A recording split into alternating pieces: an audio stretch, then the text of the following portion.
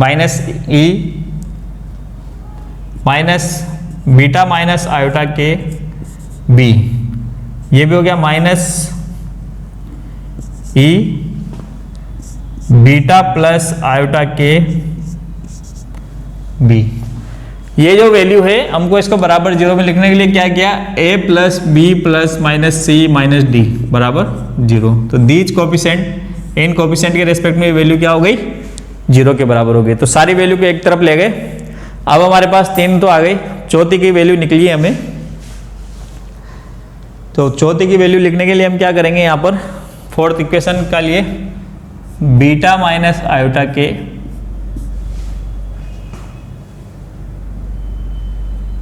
यहां लिख देता हूं मैं equi power minus beta minus iota के बी। ठीक है, नहीं पहले ये आएगी, ए कोफिशिएंट आएगा सबसे पहले, आयोटा अल्फा माइनस के, ये इसके साथ में ये मल्टीप्लाई में e to the power iota alpha minus K A, ये पूरी इक्वेशन है यहाँ पर। इसी तरह से माइनस आयोटा अल्फा प्लस के e to the power minus iota alpha plus के ए। सिमिलरली यहाँ पर बीटा माइनस आयोटा के e to the power minus B minus beta plus iota के e to the power beta plus iota के B. This is the determinants for the coefficient A B C and D, चारों coefficients के लिए। On solving this determinants, इस determinants को हमें solve करना है। अब बहुत सारे मेथड्स हैं जिससे इसको सोल्व किया जा सकता है, वो तुम लोगों ने मैथमेटिकल फिजिक्स में पढ़ लिया होगा। हम इसको अलग अलग सोल्व ना करते हुए इसको एक साथ इसका सॉल्यूशन लिखते हैं। तो जब इसको सोल्व करते हैं तो हमारे पास इसका सॉल्यूशन आता है beta square minus alpha square upon 2 alpha beta, ठीक है, 2 अल्फा बीटा आता है यहाँ पर sine hyperbolic beta B cos alpha है, ठीक है, साइन अल्फा है plus cos hyperbolic beta B cos alpha है इक्वल टू कोस के। ये इसका सॉल्यूशन है इक्वेशन नंबर 31। इक्वेशन नंबर 31 है, ये इसका सॉल्यूशन है cos a plus B.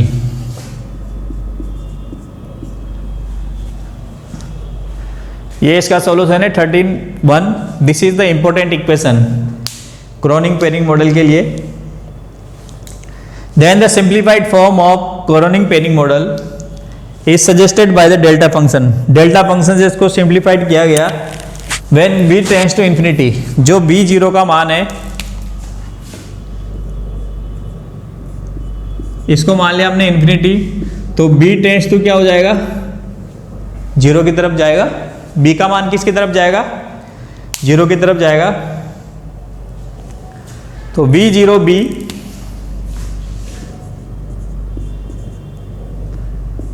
And beta square B is finite. दोनों क्वांटिटी क्या हो जाएगी, फाइनाइट हो जाएगी। तो इसको सोल्व करने के लिए क्या कंडीशन लगाई, b0 tends to infinity, b tends to 0। मतलब b0 इंफिनिटी कब होगा, जब b 0 की तरफ आ जाएगा, 0 पर केंद्रित हो जाएगा। तो v0 कहां चल जाएगा, बाहर की तरफ चल जाएगा, और v0 बाहर हो गया मतलब इनफाइनाइट हो गया। जो पार्टिकल्स है वो फ्री हो गया, तो उसका पोटेंशियल या तो 0 होगा या इनफाइनाइट होगा। तो इस तरह का जो फंक्शन होता है v0b and beta square b is finite, इसको क्या कहा जाता है, डेल्टा फंक्शन। और when beta square is greater than alpha square. अब यह कंडीशन हमें कहां पर यूज करनी है, इक्वेशन नंबर, ये सिंप्लीफाइड करने के लिए इसका यूज किया गया है। एक्चुअली में जो इसका आंसर है पीरियडिक इक्वेशन इसकी जो 31 है, लेकिन इसको सिंप्लीफाइड करने के लिए, आराम से इसको सोल्व करने के लिए क्या कंडीशन लगाई गई है, beta square B is finite B zero. अगर बी इनफाइनाइट जीरो तक जा रहा है तो बीटा स्क्वायर का मान क्या होगा, बी का मान क्या होगा, इनफाइनाइट तक जल गया तो बीटा किसके रेस्पेक्ट में आ रहा है, बी के रेस्पेक्ट में आ रहा है। मैं श्रोडिंगर इक्वेशन में देखा था, तो उसके रेस्पेक्ट में जब आ रहा है तो जो बीटा का मान है वो भी क्या हो जाएगा, बहुत ज्यादा हो जाएगा, तो वो अल्फा स्क्वायर से क्या हो जाएगा, ज्यादा हो जाएगा। जब इसको हम यहाँ पर यूज करेंगे तो हमारी जो इक्वेशन है वो क्या आ जाएगी, इसको सोल्व करो, beta square to alpha beta, b tends to zero, b tends to zero पर इसका मान क्या होगा, b टेंस टू जीरो पर इसका मान क्या हो जाएगा, जब ये टेंस टू जीरो की तरफ जाएगा तो ये क्या हो जाएगा, बीटा बी और साइन अल्फा ए प्लस, ये जब जीरो की तरफ जाएगा तो कोस का मान क्या होगा 1, इसका मान क्या हो जाएगा 1, तो क्या बचेगा cos alpha A equal to cos के 32। This is also an important equation. Beta से बीटा तो कैंसिल हो गया, तो आपके पास क्या आ गया यहाँ पर, beta square B two alpha sine alpha A plus cos alpha A equal to cos, equation number 33। Now equation can be written is form of alpha A, we can use beta square B, A से ऊपर multiply कर दो, two alpha A sine alpha A plus cos alpha A equal to cos के। Let beta square B A upon 2 equal to P, तो ये हो गया आपके पास p sine alpha A divided by alpha A plus cos alpha A cos के। This is the periodic equation for Kronig Penney model of periodic motion of electron.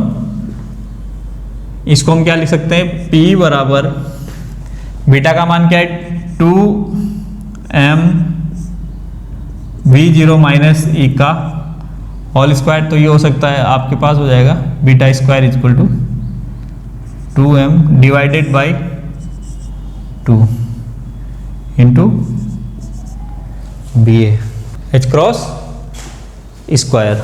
ठीक, अब हम जानते हैं यहाँ पर इक्वेशन नंबर, इसको कर लो 35, इसको 34 और ये हो जाएगी 35। V0 V0 tense to infinite, सो अगर ये V0 टेंस टू इनफाइनाइट है, this is greater than E, तो E से ज़्यादा हो जाएगी, तो ये मान क्या हो जाएगा आपके पास, 2 से 2 तो कैंसिल हो गया, m V0 B A upon H cross square, equation number 36। अब इसके आधार पर देखो, जो हमारा P का मान है यहाँ पर, ये P का मान किस पर डिपेंड कर रहा है, V0B पर। और V0B क्या चीज है, V0B क्या है, हमने फिगर में हमने देखा था, जो मान है वो माइनस बी तक जा रहा है, पोटेंशियल क्या हो रहा है V0, तो ये क्या हो गया, एक रेक्टेंगुलर हो गया, तो क्या हो गया ये एरिया। जैसे जैसे इस चीज का मान बढ़ेगा वैसे वैसे P का मान बढ़ेगा, अगर ये मान कम होगा तो P का मान कम होगा, ये डिपेंड करता है इस पे। तो हम कह सकते हैं जैसे जैसे P का मान बढ़ेगा, जो पोटेंशियल है, पोटेंशियल वेल है, उसका एरिया बढ़ेगा। अगर P का मान डिक्रीज होगा तो जो पोटेंशियल वेल है उसका मान भी क्या हो जाएगा, डिक्रीज हो जाएगा। ये किसको शो कर रहा है यहाँ पर, एरिया को। This is the solution of equation 35 is the solution of Kronig Penney model. अब यहां पर डिफरेंट कंडीशंस है। अब हम यहां पर पहले बात कर चुके हैं कि इक्वेशन नंबर 35 से या 36 से हम क्या देख रहे हैं, अगर P का मान बढ़ेगा तो पोटेंशियल का मान, ये बैरियर का मान बढ़ेगा। अगर P का मान डिक्रीज होगा तो बैरियर का मान क्या हो जाएगा, डिक्रीज हो जाएगा। अगर ये डिक्रीज होगा मतलब अगर ये V 0 की तरफ आ गया, V कहां पर आ गया, 0 की तरफ आ गया, तो V 0 का मतलब पोटेंशियल फ्री हो गया, जो पार्टिकल है वो फ्री इलेक्ट्रॉन्स हो गया, बाहर की तरफ गति करता रहेगा। तो जब P का मान 0 हो जाएगा, जब P का मान 0 हो जाएगा तो ये इक्वेशन क्या हो जाएगी, cos alpha A equal to cos K है। ऐसे A कैंसिल हो गया तो अल्फा बराबर K। ठीक, we know alpha square equal to क्या हो जाएगा, K स्क्वायर। अल्फा स्क्वायर का मान क्या है, 2me upon H cross square. तो E का मान क्या हो जाएगा, H cross square K square by 2m। ठीक, ये इसका मान हो गया। तो हम यहां से क्या देख सकते हैं, E का मान क्या हो गया, H cross square by 2m। तो ये इक्वेशन इस तरह से लिखी जा सकती है, H cross square by 2m K square. इसका मतलब E proportional to K square. This equation similar to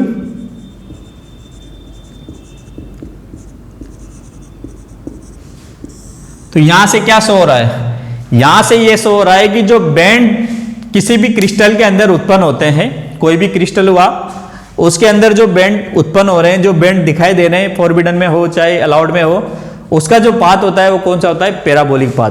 because E proportional to K square, that is Y equal to mx square.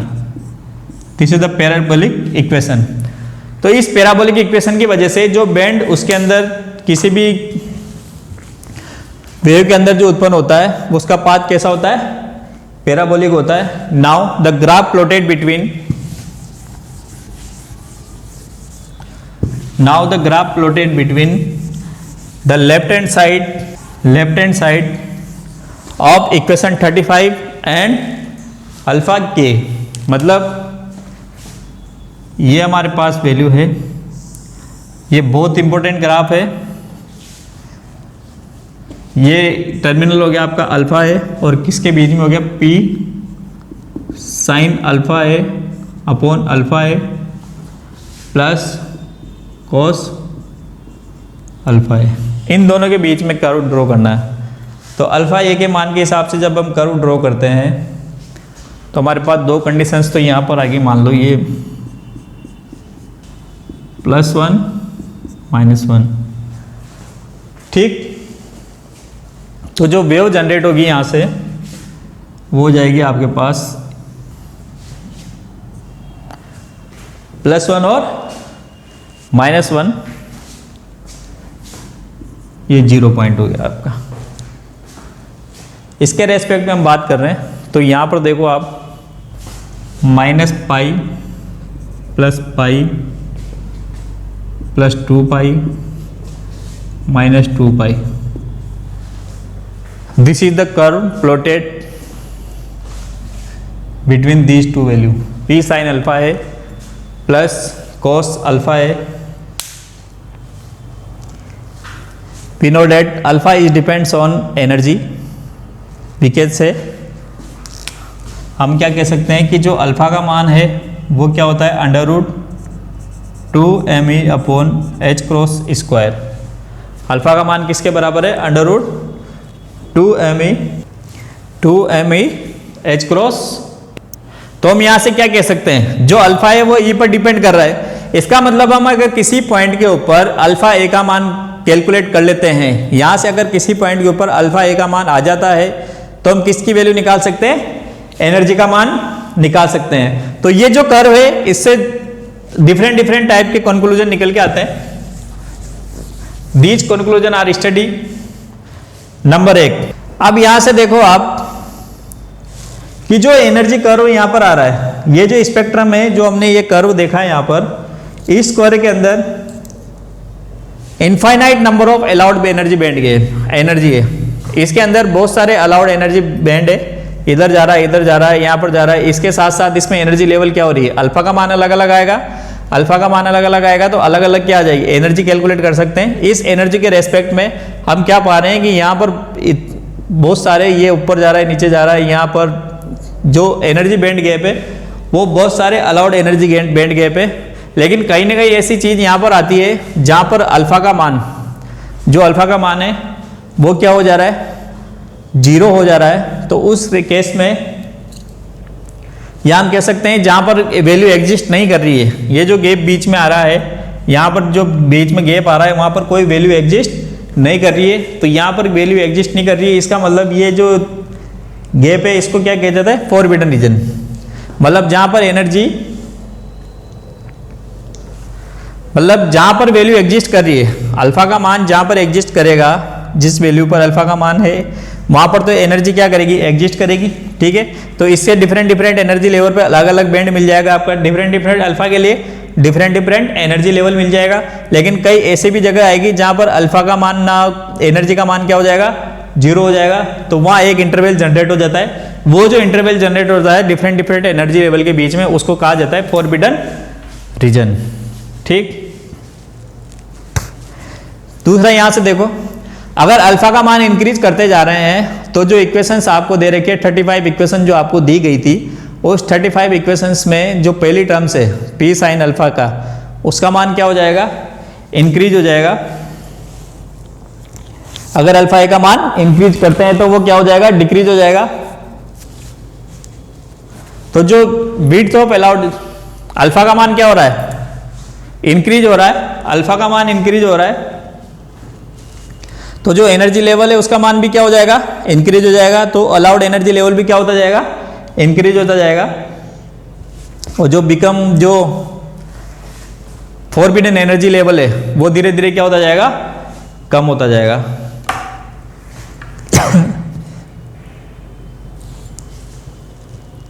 ठीक है, तो ये इसके कंक्लूजन है ग्राफ के। तो इसको आपको याद रखना है, ये बहुत इंपॉर्टेंट टॉपिक है यहाँ का यूनिट में, फर्स्ट यूनिट के अंदर मैक्सिमम टाइम्स क्वेश्चन यहाँ से पूछा जाता है, तो आपको ये अच्छी तरह से याद रखना है।